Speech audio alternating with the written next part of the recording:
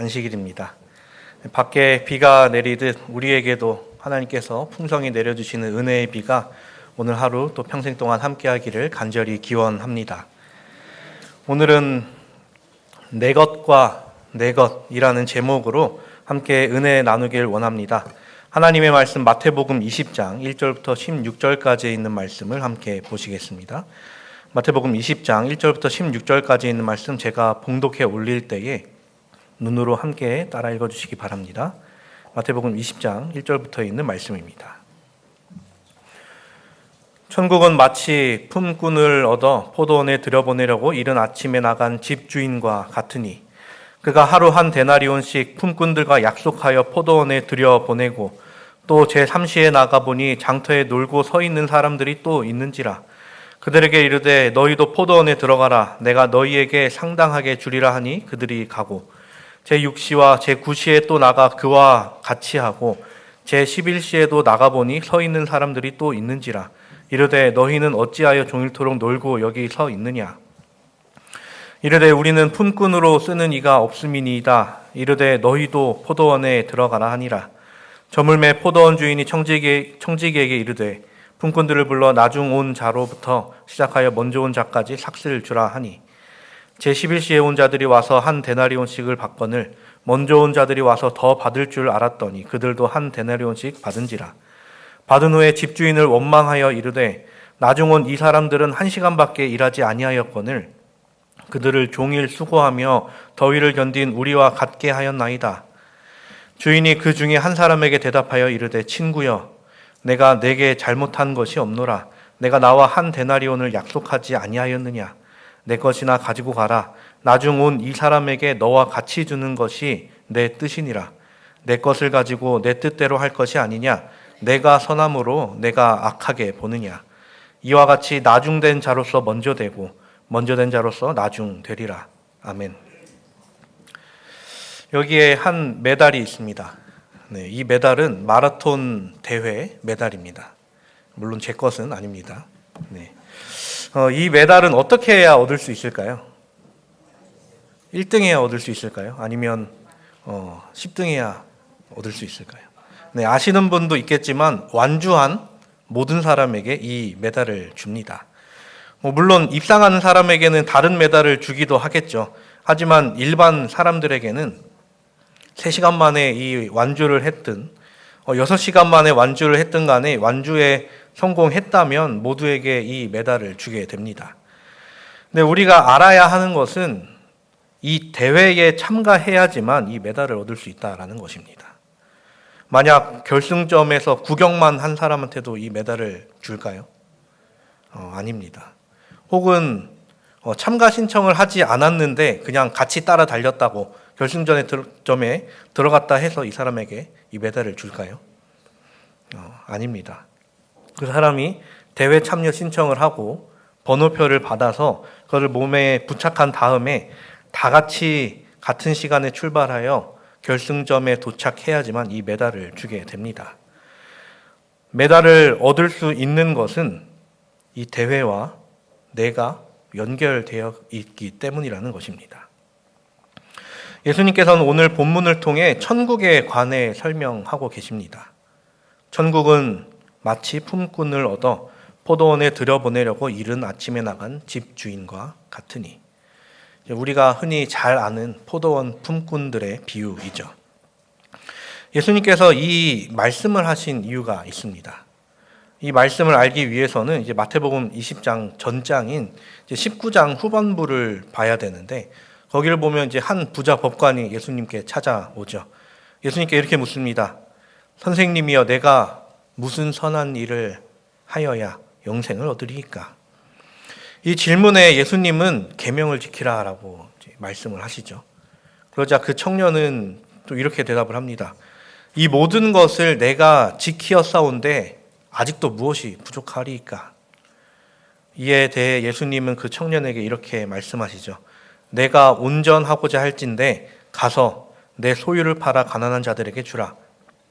그리하면 하늘에서 보화가 내게 있으리라. 그리고 와서 나를 따르라 하시니.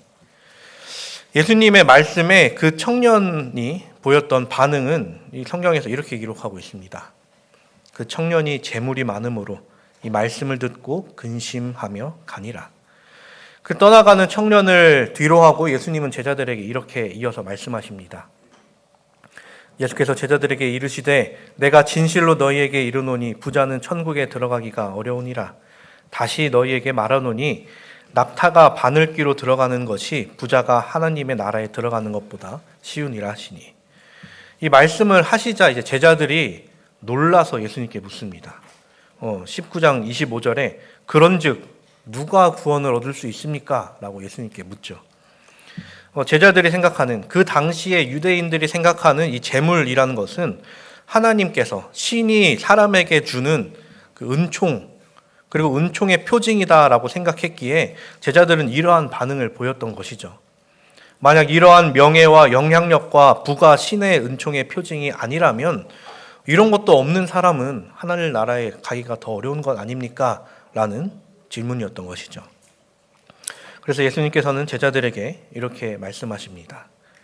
사람으로는 할 수 없으되 하나님으로서는 다 할 수 있느니라. 이 말씀을 듣고 모든 것이 만족되지 않았던 베드로는 예수님께 또 이렇게 질문합니다. 이에 베드로가 대답하여 가로되 보소서 우리가 모든 것을 버리고 주를 쫓아싸우니 그런즉 우리가 무엇을 얻으리이까? 이 질문에 대한 답으로 예수님께서는 포도원 품꾼 비유를 말씀하시는 것이죠. 이 비유는 이렇습니다. 한 포도원 주인이 수확을 위해 일꾼을 찾으러 이른 아침 밖으로 나가죠. 그래서 일하기 위해 모여있던 사람들에게 하루 품삯으로 내가 한 데나리온을 줄 테니 가자라고 하고 그 말을 따른 사람들이 모두 나아가게 됩니다. 그런데도 이제 일손이 부족해 조금 뒤에 사람들을 더 데리고 오죠. 그렇게 몇 번을 사람을 더 데려옵니다. 그렇게 하루 일과가 마치고 하루 품삯을 줄 때가 왔습니다. 맨 마지막에 온 품꾼부터 품삯을 주는데 한 데나리온을 줍니다. 이것을 본 맨 처음에 온 품꾼은 자기에게 더 많은 품삯을 주리라 여깁니다. 그런데 결국 그의 손에 주어진 것은 한 데나리온이었습니다. 이 품삯을 받아든 사람들은 주인에게 가서 따지죠. 제가 하루 종일 수고와 더위를 견뎠는데 어떻게 저들과 같이 주십니까? 그러자 주인은 내가 너희와 한 데나리온으로 일하기로 약속하지 않았느냐? 그리고 이어져 한 말은 이 사람에게 너와 같이 주는 것이 내 뜻이니라 라고 이야기를 합니다. 한번 생각해 봅시다. 예수님께서 말씀하시는 천국의 주체는 누구일까요? 일을 했던 품꾼들이었을까요? 아니면 품삯을 주는 포도원 주인일까요? 은혜라는 것은 하나님께서 우리에게 주시는 것이지 우리가 어떤 일을 해서 얻어낼 수 있는 것이 아닙니다. 오늘 본문 마태복음 20장 1절은 이렇게 이야기하죠. 천국은 마치 품꾼을 얻어 포도원에 들여보내려고 이른 아침에 나간 집주인과 같으니. 천국은 집주인과 같다라고 이야기를 하십니다. 천국은 품꾼들과 같다라고 이야기하지 않으십니다. 그렇다면 예수님께서 말씀하시는 이 품삯은 무엇일까요? 천국이 집주인이라면 품꾼들에게 주어지는 것은 은혜입니다. 이 은혜는 오늘 비유를 들어 잘 알듯 모두에게 똑같이 주어지는 은혜입니다. 품꾼이 세상에서 어떤 사람이었는지, 품꾼이 교회에서 어떤 사람이었는지 관계없이 모두에게 똑같이 주어지는 은혜입니다. 그 사람이 부자이건 좀 가난한 자이건, 그가 많이 배운 자든 많이 배우지 못한 자든, 그 사람이 목사, 장로, 집사일지라도 모두에게 똑같이 은혜가 주어집니다. 그리고 그가 교회에 아주 오래 다녔던 간에, 예수님을 개인의 구주로 받아들인 지 얼마 되지 않았던 간에라도 말입니다. 어떤 사람들은 이에 대한 불만을 느끼기도 합니다. 내가 저 사람보다 더 많이 일했는데, 내가 저 사람보다 더 오래 예수님을 믿어왔는데 왜 내가 저 사람과 같은 은혜를 받아야 합니까? 물론 우리 교회 안에는 이런 분은 안 계시지만 말입니다. 근데 우리가 알아야 할 것은 그 은혜가 나의 능력으로 주어진 것이 아니라 하나님께서 무조건적으로 부어주셨다는 것입니다. 먼저 된 것도 하나님의 은혜요. 나중된 것도 하나님의 은혜인데 사람들은 왜 자기의 능력으로 먼저 된 것으로 여기고 살아가느냐 하는 것입니다. 어렸을 적 어머니한테 제가 돈이 필요해서 찾아가서 용돈 좀 달라고 하면 어머니께서 우스갯소리로 하셨던 말씀이 있습니다. 나한테 돈 맡겨놨냐? 돈 주세요라고 이렇게 해버리면 너무 당당한 그 태도에 맡겨놨냐라는 것이죠. 부모님의 돈은 부모님이 일하셔서 번 돈인데 마치 제 돈인 것처럼 달라고 하면 당연하게 나올 수 있는 반응이라고 생각을 합니다. 이것처럼 우리가 구원을, 은혜를 하나님께 맡겨놓은 것도 아닌데 왜 당연하게 하나님께 요구하면서 살아가느냐라는 것이죠. 오늘 본문 15절에 이야기합니다. 내 것을 가지고 내 뜻대로 할 것이 아니냐. 이것은 내가 마음대로 주겠다, 너네한테 차별점을 주겠다라는 것이 아니라 모두에게 같이 주겠다라는 것이죠. 예수님께서는 천국에 관해 이제 여러 복음서를 통해 말씀을 주신 적이 있습니다. 이제 마태복음 13장 44절을 통해 예수님은 말씀하시죠.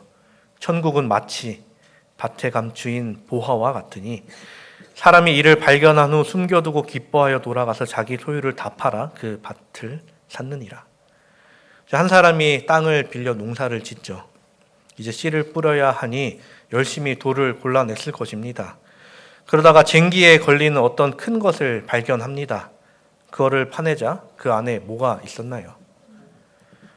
감추인 보화, 매우 많은 보화가 그곳에 숨겨 있었습니다. 당시에는 은행이 없었기 때문에 안전하게 자기 자산을 맡겨둘 곳이 없었죠.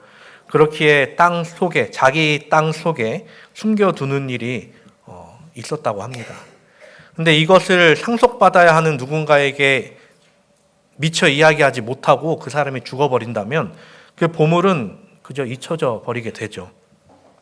그러다 아무 관련도 없는 사람이 이것을 발견하게 되곤 합니다. 여기서 사람들은 밭을 일군 사람의 노력에 집중을 합니다. 그런데 생각해 봅시다. 그 사람의 노력이 먼저였습니까? 아니면 보화가 감추어져 있던 것이 먼저였습니까? 무엇이 더 중요한 것으로 보이시나요? 만약 거기에 보화가 감추어져 있지 않았다면 그 사람이 아무리 땅을 10m, 20m 파내더라도 아무것도 발견하지 못했을 것입니다. 그 사람이 보물을 발견하기 위해 어떤 노력을 했습니까? 더 특별한 노력을 했나요? 그저 자기 일을 하던 중에 발견했던 것이었습니다. 거기에 보물이 있을 것이라고 확신하여 땅을 팠던 것이 아니라 그저 그냥 땅에 씨를 뿌리기 위해 자기의 일을 계속 해나가던 중이었습니다. 결국 그 보화는, 그리고 천국은 그 사람의 노력보다 그곳에 보화를 둔 누군가가, 천국을 놓은 누군가가 더 중요한 것이었습니다. 그는 자기의 것을 다 팔아 보화가 숨겨진 땅을 샀는데요 라고 생각할 수 있죠. 그런데 우선 그 땅에 보화가 숨겨져 있지 않았다면 그는 그 행동을 할 필요가 없었습니다. 그리고 보화를 발견하지 않았다면 그는 자기 것을 다 팔아 그 땅을 사지 않았을 것입니다. 마태복음 19장에 나타난 부자법관은 자기 것을 다 팔아 예수님을 좇는 일을 하지 않았습니다. 그런데 보화를 발견한 그는 자기 것을 다 팔아, 여기에 마태복음 13장에 나온 그 사람은 자기 것을 다 팔아 그것을 누리게 되죠. 결국 은혜는 하나님께서 우리에게 주시는 것이지 우리의 능력으로 얻어지는 것이 아닙니다. 또 예수님께서는 누가복음 15장에 가서 탕자의 비유를 말씀하십니다. 한 사람에게 두 아들이 있었죠. 둘째 아들이 아버지에게 나아가서 아버지 돌아가시면 물려주실 재산 미리 달라라고 하고 그것을 또 받아 나아가게 됩니다. 배은망덕하다라는 말이 맞지만 아버지는 아들에게 그 재산을 주죠. 우리가 잘 알듯 그 둘째 아들은 자기가 가진 재산을 다 쓰고 빈털터리가 돼버립니다. 그래도 처음엔 염치가 어느 정도 있어서 바로 돌아가지는 못하고 자기가 해볼 수 있는 일들을 해봅니다. 근데 그러다가 진짜 죽겠다 싶었는지 아버지의 집으로 돌아가게 됩니다. 거기서 종노릇이라도 하는 게 여기서 이러고 있는 것보다는 나은 삶이겠거니 하면서 말입니다. 그렇게 돌아온 아들을 대하는 아버지의 태도는 어떠했습니까? 너에게 줄 것은 이제 없다. 돌아가라 라고 하지 않고 그 아들을 맞아주죠. 그리고 그 아들을 위해 잔치를 베풉니다. 돌아온 탕자가 구원받을 수 있던 이유가 무엇이었습니까? 그가 착한 일을 해서였나요? 아니었습니다. 도리어 그가 한 일은 아버지의 재산을 축내는 일뿐이었죠. 그리고 그가 돌아왔던 일이 그에게 있어서 어떻게 보면 노력일 수 있겠지만 그가 돌아오는 길은 아주 어떻게 보면 모든 것이 보장된 길이었습니다.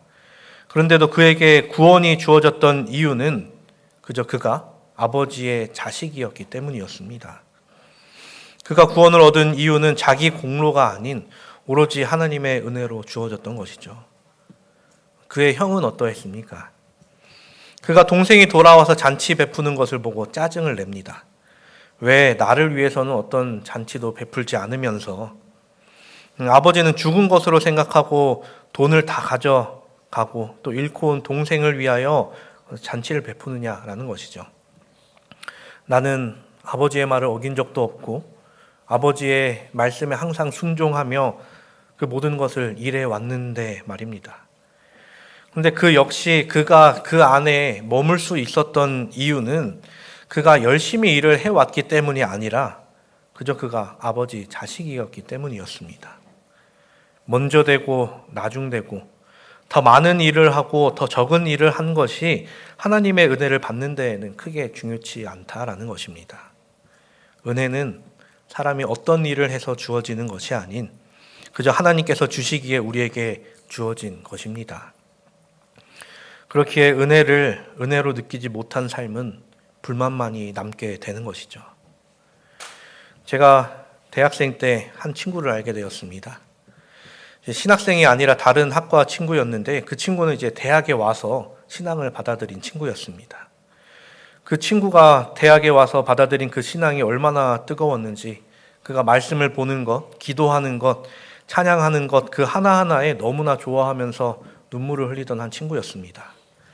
그 친구를 보면서 신학생들끼리 신앙을 늦게 받은 친구들의 그 열정이 조금 부럽다라는 얘기를 하기도 했었습니다. 신학생들 대부분이 이제 모태신앙 혹은 아주 어릴 때 신앙을 받아들인 친구였으니 그렇게 나이가 들어서 신앙을 받아들인 그 친구를 보는 것이 쉽지 않았던 것이죠. 그런데 그 친구가 한 번은 저희에게 너희가 부럽다라는 이야기를 하는 것이었습니다.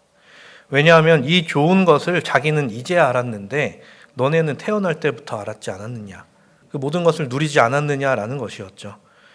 신학생은 그나마 나은데 어떤 36 친구 출신들은 자신이 누려왔다라는 것조차 깨닫지 못하던 친구들이었습니다. 은혜를 은혜로 여기지 못하고 있었죠. 당연하게 생각해왔던 것이 당연한 것이 아닌 은혜였다는 것이었습니다. 예수님께서는 1만 달란트 빚진 자에 관한 비유도 하셨습니다. 1만 달란트라 하면 지금 가치로 하면 이제 수조 원에 해당하는 금액이죠. 어떤 한 개인이 자신의 것으로 어떻게 개인의 노력으로 탕감받을 수 있는, 개인의 노력으로 해결할 수 있는 금액의 양이 아니었습니다. 그런데 그 빚을 모두 탕감받죠. 그러면 이것이 은혜입니까? 은혜가 아닙니까? 물론 은혜입니다. 그런데 그는 그 은혜를 받고 돌아가서 자기에게 100 데나리온 빚진 자를 잡아다가 감옥에 넣습니다. 여기서 문제는 무엇이 먼저였는가 하는 것이죠. 내가 1만 달란트 탕감받지 않았다면 자신에게 빚진 그 100 데나리온은 이미 내 것이 아닌데 자신에게 먼저 주어진 은혜를 생각하지 못하고 자기 것만 챙기다가 은혜를 잊어버리게 된 것이었습니다. 포도원에서 일하던 일꾼들은 은혜였습니까? 애초에 포도원 주인이 그들을 부르지 않았다면 그들이 새벽이 아니라 그 전날 나갔어도 일하지 못했을 것입니다. 처음 부름을 받은 사람부터 둘째, 셋째, 넷째까지 우리가 유심히 살펴봐야 할 것은 모두 다 데려갔다라는 것입니다. 그들이 일하겠다라고만 하면 그들이 전부 따라 나설 수 있었던 것이죠. 그리고 마지막 사람은 우리가 잘 알듯 1시간 남겨놓고 왔던 사람들이었죠. 과연 그 시장에 나가서 그 사람들이 정말 일하고 싶은 사람이었는가가 맞는가라는 생각이 들 정도로 되게 늦게 나왔는데도 불구하고 그들이 일하고 싶어 했습니다. 그런데 그들 모두 포도원 주인은 데려갑니다. 이게 은혜입니까? 은혜가 아닙니까? 은혜입니다. 근데 임금 받을 때가 돼서 첫 번째 사람들이 마지막 온 사람과 같은 임금을 받자 자기가 한 일들을 생각하는 것입니다. 내가 그렇게 떼양볕에서 열심히 일했는데 나의 공로로 내가 이것을 받을 자격이 있다라고 내세우며 더 많은 것을 받을 자격이 있다라고 주인에게 이야기합니다. 하지만 그가 먼저 부름을 받지 않았다면 그는 그저 밖에 있었을 뿐이었을 것이고 그 들어와서도 그저 자기가 해야 할 일을 했던 것 뿐이었습니다. 만약 누군가가 나에게 100만 원을 주면서 오늘 안에 이거 다 쓰면 내일 또 100만 원 줄게 라고 하면 이 100만 원을 신나서 쓸까요? 아니면 이걸 왜 줬지라고 생각을 할까요? 너무 신나죠. 다 못 쓸 것 같다고 생각되면 지나가던 사람에게라도 줄 것입니다. 왜냐하면 내일 또 생기니까. 그리고 이미 받은 돈이기 때문에 내 돈이 아니니까. 내 돈 아닌 다른 사람 돈으로 생색내면 이것만큼 더 즐거운 게 어디 있겠습니까? 은혜가 나에게 거저 주어진 것이면 그 자체를 우리는 즐거워해야 합니다. 근데 나에게 주어진 은혜가 나의 능력으로 내 것이라고 생각된다면 이것이 남에게 베풀기가 어려워진다, 아까워진다라는 것입니다. 처음에 부자 법관에 관한 이야기를 했습니다. 예수님의 제자들을 비롯한 당시 사람들이 생각하는 이 부자란 아까 말씀드렸다시피 신의 은총의 표징을 지닌 사람이었죠. 그런데 예수님께서 부자는 하나님 나라에 가는 것이 어렵다라고 했을 때 그들이 의아해했습니다. 결국 그들은 자기에게 주어진 부가 하나님의 은총이 아니라 자기 능력으로 얻어낸 것이라고 생각했던 것이었습니다. 그렇기에 나누는 것이 힘들었던 것이죠. 은혜를 은혜라고 말은 하지만 실제로 은혜로 느끼지 못하고 있었습니다. 은혜 안에서 우리에게 주어진 그 은혜를 행복함으로 누리지 못하고 있었던 것이죠. 내 뒤에 나에게 주어진 선물이 어마어마하게 많은데 지금 내 손 안에 있는 것을 보고 내 것이 더 귀한 것으로 여겼던 것이었습니다. 여러분은 하나님의 것과 내 것 어느 것을 갖고 싶으십니까? 내 두 손으로 쥘 수 있는 만큼의 것과 하나님의 손으로 내려주시는 그 은혜 중에 어느 것을 선택하길 원하십니까? 사랑하는 우리 성도 여러분, 하나님의 은혜를 온전히 누리는 우리가 되기를 간절히 바랍니다. 화이 선지자는 실물교훈을 통해 우리에게 이렇게 권면합니다. 실물교훈 401페이지. 상급은 우리의 행위로 인하여 받는 것이 아니라 전적으로 그분의 은혜로 말미암아 받는 것이기 때문에 누구도 자랑하지 말아야 한다. 그러므로 한 사람이 다른 사람보다 낫다고 자만하거나 다른 사람에게 원한을 품을 이유가 없다. 어느 누구도 다른 사람들보다 뛰어난 특권을 가진 것이 아니며 또한 어느 누구도 보상을 요구할 권리를 가지고 있지 않다. 우리에게 주어진 은혜, 이것은 우리의 능력이 조금도 상관없이 오로지 삼위일체 하나님으로부터 주어진 것입니다. 그렇게 우리는 세상이 향하는 방향과는 다른 방향으로 나아가야 하죠. 세상 사람들은 이야기합니다. 왜 더 많은 돈, 왜 더 많은 명예를 원하지 않고 그렇게 살아가느냐라고 말입니다. 물론 세상 사람들이 보기에는 그것이 값져 보이고 그것이 반짝반짝 빛나 보일 것입니다. 그런데 하나님의 은혜를 경험한 우리는, 하나님의 은혜를 받은 우리는 또 은혜로서 살아가는 우리는 우리에게 주어진 것이 더 값진 것을 알기에 이 은혜를 바라보고 하나님을 바라보며 살아갑니다. 그리고 세상 사람들은 결국 그 가진 것을 잃어버리고 살아갈 때에 우리는 영원히 잃어버리지 않는 그 은혜를 가지며 살아가는 우리들인 것이죠. 세상 사람들에게 그리고 그 명예를 바라보는 그 재물을 바라보고 있는 사람들에게 아무리 이것을 설명해야 알아듣지 못하곤 합니다. 그런데 이미 알고 있는 우리는 이것이 얼마나 좋은 것인지 알기에 이것을 더 나누고 싶고 더 전하고 싶고 또 이것을 누리며 살아가는 것이 우리인 것이죠. 이 세상의 마지막이 올 때에 우리에게 부어주시는 그 구원은 결국 그 은혜로서 우리에게 얻어집니다. 그렇기에 그 은혜로 승리하는 우리 모두가 되기를 간절히 바랍니다.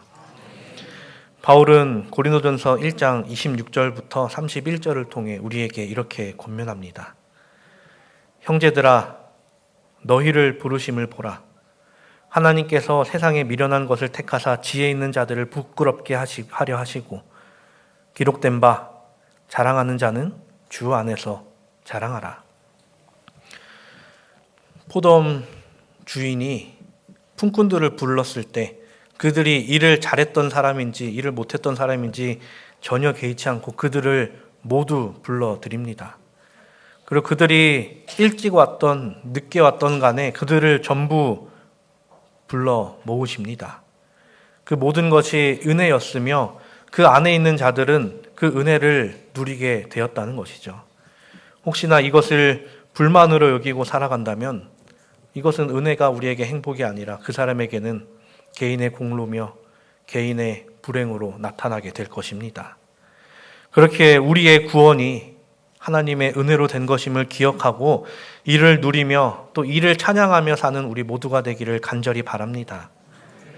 하나님의 은혜로 천국에 거하며 나의 것이 내 것이 아닌 하나님께서 우리에게 주어진 것으로 자랑하며 사는 우리 모두가 되기를 바라며 말씀을 줄이겠습니다.